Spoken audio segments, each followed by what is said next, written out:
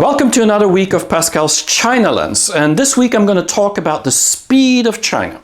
And why do people say that China is extremely fast, while other people say it's extremely slow? So what is it? And how do we keep up with that speed of China? Well, I'm going to talk about all these things like velocity and acceleration and what makes China so fast, but also why sometimes they're very, very slow. And how can we keep up with that speed? Now, if you haven't subscribed to my channel yet, you can do it now. I have more than 80 videos online, which is all about different things about China and innovation and the change of China. But today we're going to talk about speed, so I would say, let's get going.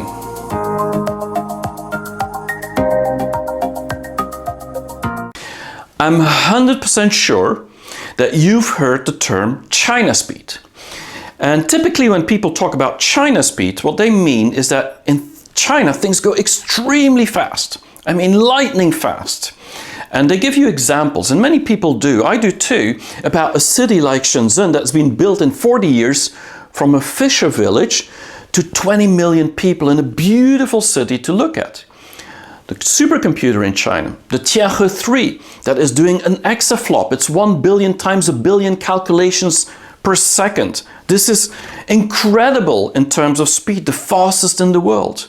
Or maybe the train that just came out, this high-speed train, magnetic train from Qingdao that ran out of the assembly factory and basically is going at 600 kilometers an hour. It's almost the speed of an airplane. And then if you lived in China, you know delivery is lightning fast. Actually, JD.com, Jingdong, is calling it lightning fast delivery. And the lightning speed is all about magnetic delivery under the ground that they're now trying to build to go from one city to another, or use drones or anything they can think of. And so we all know what chinaspeed is about. This is about doing miracles in no time. But then again, a lot of people who've lived in China, a lot of foreigners who've worked in China, they will say, China's not fast, China's very, very slow. China's extremely slow. I mean, it's a myth that China's fast. They will talk about inefficiency of the organization of companies, of bureaucracy and red tape, where basically everything takes forever. And unless you have patience, there's no way you're going to survive in China. You need a lot of patience because things go very, very slow. Now, of course, with the digital transformation, China now have improved a lot of that, but still there's a lot of red tape and a lot of inefficiency around. And then people will say there's also something like employees being very risk averse. People just not want to be accountable for things. They want to be very careful because if the boss figures it out that they did something wrong or they did something too fast and it's wrong, then they get blamed. And then they also go with the flow very often, which means China's a changing environment. And when things constantly change, you don't want to take too quick decisions because you might have to do it all over again next time. And so the perception of many people in the West that have lived and worked in China is that China is actually very slow. So what is it? Is China fast or is it slow? I mean, it's very difficult to understand what China's all about. And I think China is at dual speed. That's my experience, at least. So sometimes China goes at extremely fast pace. It's lightning fast. And sometimes it just stands still. And so the difference between fast and not fast, or slow and fast, has really to do with two things. It has to do with an opportunity or a threat. So if there's an opportunity or a threat, then China is extremely fast. And if the boss decides something needs to happen, it's also happening instantly. But if these two conditions are not met, typically China is very slow. Now, compared to the West, is China faster or are they slower? And I think in many terms, the West is faster. They're faster because they're much more efficient. But China is driven not by efficiency very often, but driven by competition. And so speed has to do with both. If you're more efficient, then basically you can be faster and faster and faster. And this is what we see, for example, in Germany or West Europe, where factories are extremely efficient, and because of that, they're very, very fast. But at the same time, we see that Chinese companies are extremely competitive, and because of that, they're actually moving ahead and leading the West in many aspects. And so I think it has to do with competition and efficiency. But the one thing that I believe is that for China to learn to become efficient is more easy or easier than for the West to learn to become more competitive. Because that agility that Chinese have is kind of born as part of their culture and their DNA. And that's what we need to learn to keep up with China's speed. Now, of course, last 2 weeks, the Olympics. And so I wanted to talk about the Olympics because, I mean, this is the event every 4 years where it's really about competition. And China won 38 gold medals and 88 medals in total. So an incredible achievement. They came second, just behind the US with 39 gold medals. And this was much better than in Rio. They had 26 gold medals in Rio. So, I mean, they've improved a lot. But this has everything to do with competition. But why are Chinese so competitive, and how do they become so competitive? And because they are so competitive, they become so fast. And I think it has to do with lots of things. And a lot of that has to do with how society is built up. It's built up from something in terms of competition. And so if we think about athletes, then we can understand how China works. Because many people in China, like athletes, are very, very driven. They're looking for the limits of their pain, constantly trying to move the goals. They're looking for success, and success is something that is embraced in society, just like in America, but in Europe a lot less. But in China, they love to be successful. They're very, very passionate, and agility is part, and adaptivity, part of their culture, which means they constantly change. Ultimately, they're extremely daring. I mean, Chinese dare to do things which are sometimes crazy, but that helps in a competition environment. And then we're talking about determination, about resilience. We're talking about their big dreams that they have. And ultimately, the most important, which we often forget in the West, is a very rigid structure. And so you combine all that, and when you think about athletes, you feel this is normal. Athletes should do all these things. They should have dreams. They should be structured. They should be passionate. They should be driven. They should really have a lot of pain in order to get there. But why don't we think the same about employees? Why don't we think the same about companies or even the government? Well, in China, that's a little bit how it goes. And this is the secret, in my view, on why China is actually so fast and why we talk about China speed. And Sun Bingtian, he really showed, one of the Asian sprinters at the 100 meter, he really showed how you could beat all the odds by doing all these things, being passionate, driven, really looking for pain, and be faster, going below 10 seconds on the 100 meters as the first man in Asia, and beating all these people from the West that are really much, much stronger in terms of running the 100 meters. And so it's very clear that you can beat anyone in the world against all odds if you have this drive that athletes have. And I do believe that's where the secret of China lies. But when we talk about competition and we talk about efficiency, and we should look at speed, there's actually three things when we talk about speed. And very often when we talk about speed, this is about distance per time, it's about being fast. But that's not the only thing about speed. Speed is also about velocity and about acceleration. And although I believe that China is sometimes slower, sometimes much slower than the West when it comes to speed, typically we can't beat China in velocity and acceleration. And that's the two things where I think the West can learn a lot from China.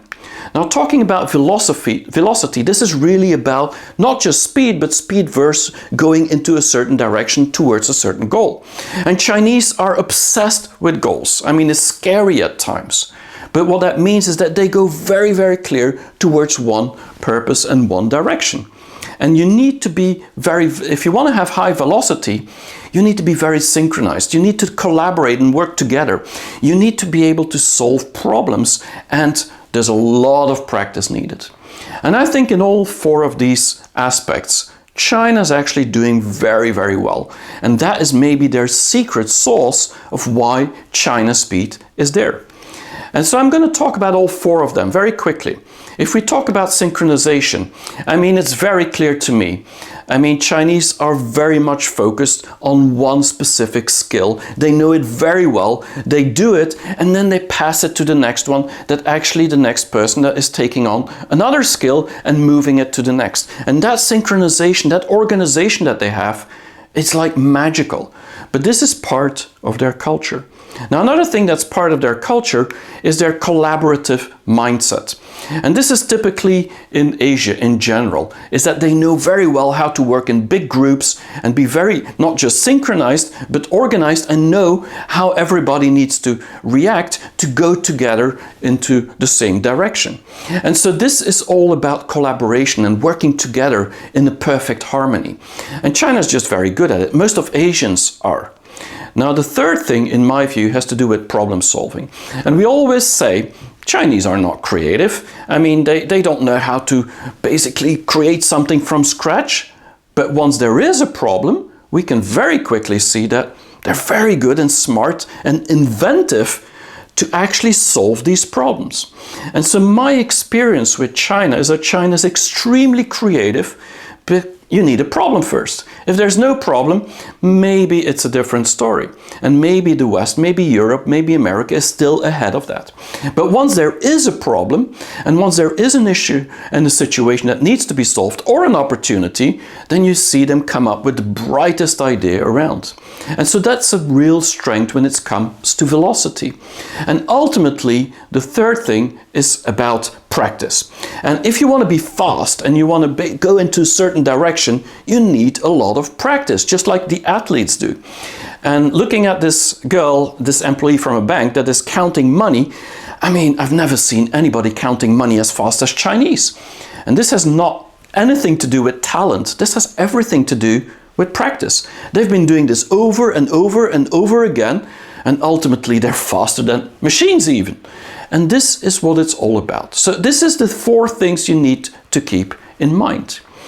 Now, the other thing is about acceleration. So velocity is about the direction, but acceleration is about speeding up or even slowing down. And sometimes you need to slow down. Think about the education sector that China is now slowing down, or the gaming sector, because it's getting unhealthy.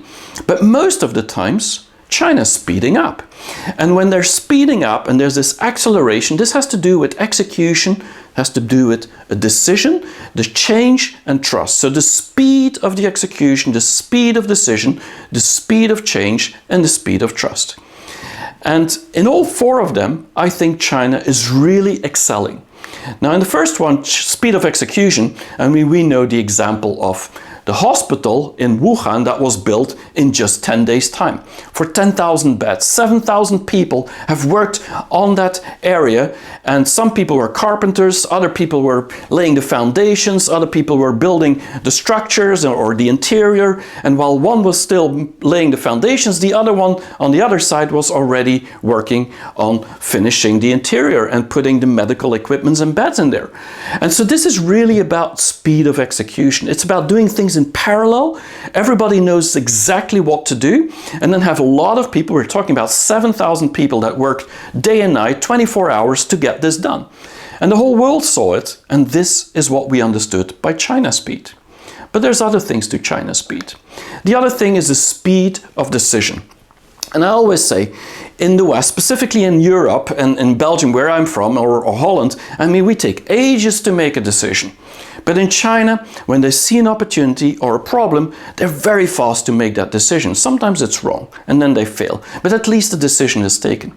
A good example is that of the QR codes. The health QR codes that we saw during COVID-19 outbreak middle of January. Then what we saw is that Ant Financial, which is part of Alibaba, very quickly decided to put a lot of its engineers onto building this new application, the yellow, green, and red QR codes.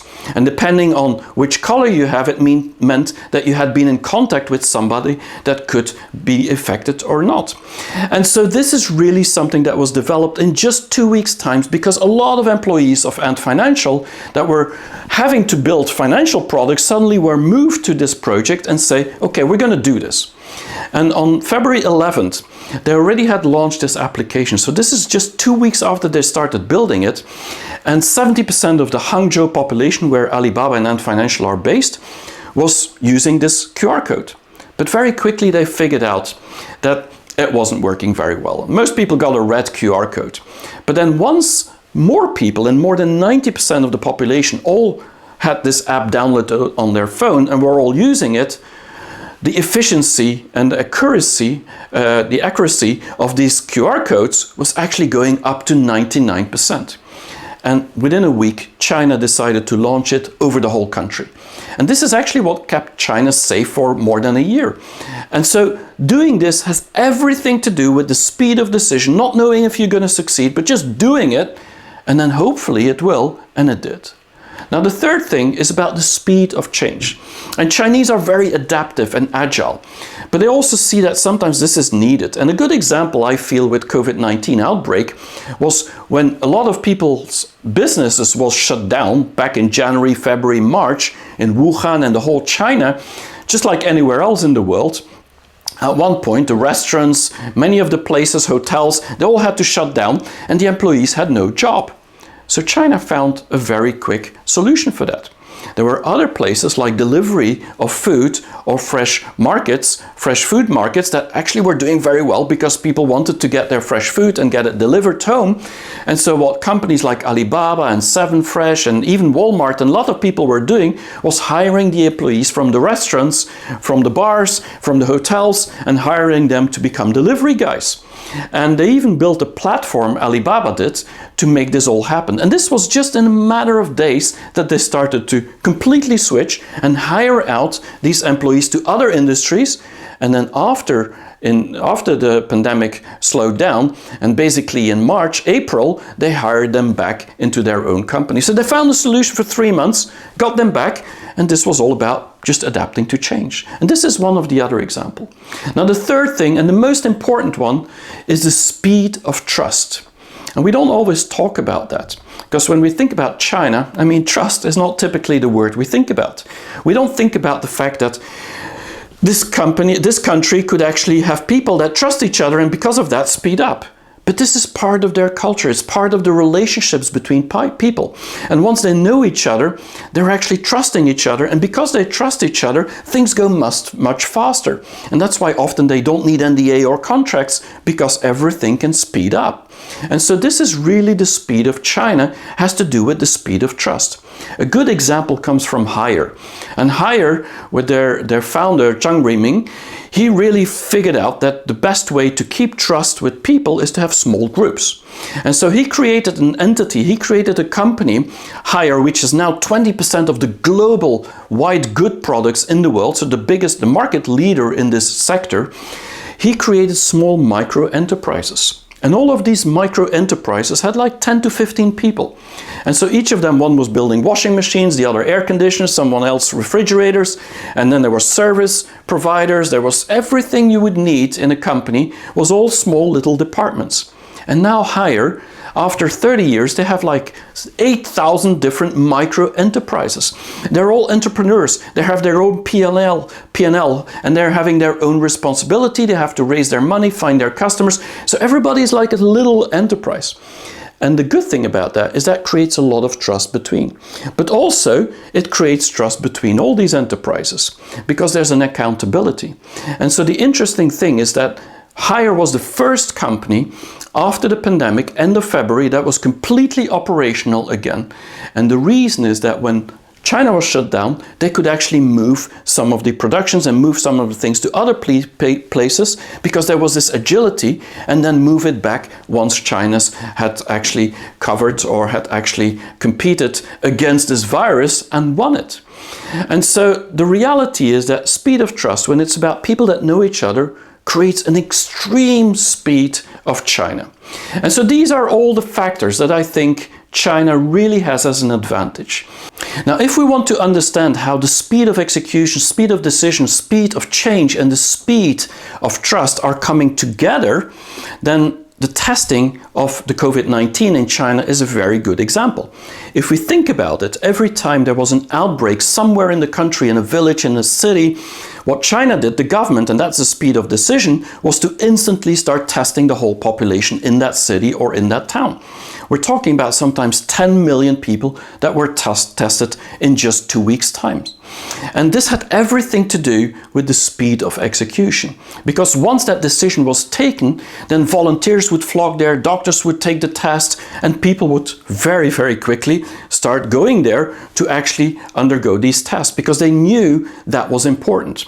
And what we sometimes don't remember or don't think about is that this is also the speed of change. Because for all these people, they all have jobs, whether it's people testing others or people actually being citizens of the city. They all have their routines, daily routines, but they stopped that in order to actually go to these tests and do it very quickly because they knew that this is the only way to beat the virus.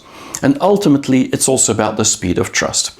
Because China has proven over and over again by doing these tests, actually they can keep the virus under control. And so they trust that system. They trust these tests. And so the combination of all that is actually meaning that China has gone at the speed of light in order to solve and beat this virus every time over and over again. So for me, keeping up with the speed of China has to do with all these 4 things. This is about the acceleration. But the most important, in my view, is the speed of trust. And this is not just about China. If we want to learn from China about the velocity and the acceleration and how to speed up ourselves, of course we keep the efficiency, then we need to learn how to trust China somehow. And this is not about the trust of China within China, but it's about the speed of trust between us and China.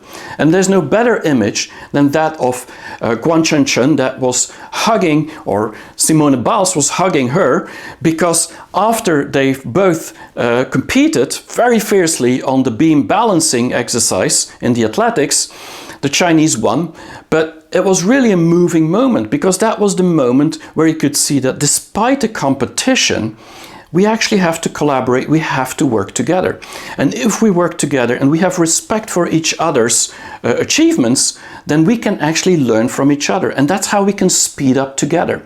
And so I love this image because it really shows that when the West and China are working together, collaborating, we can both speed up. And then it's not about them being faster than us. So this is really what, for me, it's all about. We need to keep our efficiency, but we need to learn also about the velocity and the acceleration and appreciate what China's doing and learning from that. And so this is what my story is about. Keeping up with the speed of China is all about keeping up with the speed of trust. I hope you liked it, and see you next week for another episode on Pascal's China Lens.